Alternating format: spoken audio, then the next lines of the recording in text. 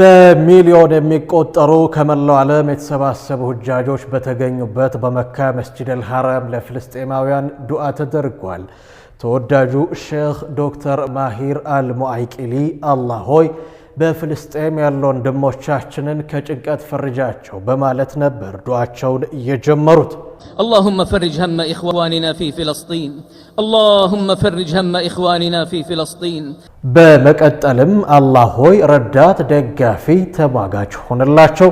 አላህ ሆይ ሸሂዶቻቸውን በሰማዕትነት ተቀበላቸው፣ የቆሰሉትን ፈወሳቸው፣ የታመሙትን አሽራቸው፣ የተራቡትን አብላቸው ሲሉም ዱዓ አድርገዋል። اللهم كن لهم معينا ونصيرا ومؤيدا وظهيرا اللهم تقبل شهداءهم وداو جرحاهم واشف مريضهم وأطعم جائعهم ዱዓቸው ቀጥሎም አላህ ሆይ ወራሪዎቹን ጨካኞቹን ጽዮናውያንን አደባ ሲዛቸው፣ አላህ ሆይ ወራሪዎችን ጨካኞችን ጽዮናውያንን ልክ አስገባቸው ሲሉ በዱዓቸው አክለዋል።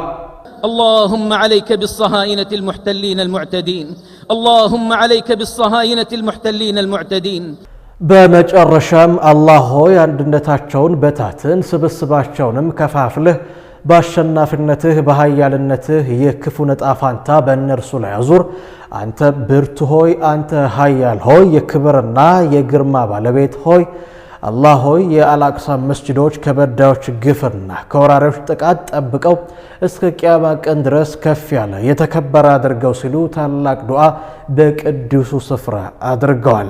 اللهم شتت شملهم وفرق جمعهم واجعل دائرة السوء عليهم بقوتك وعزتك يا قوي يا عزيز يا ذا الجلال والإكرام اللهم احفظ المسجد الأقصى من ظلم الظالمين وعدوان المحتلين واجعله شامخا عزيزا إلى يوم الدين.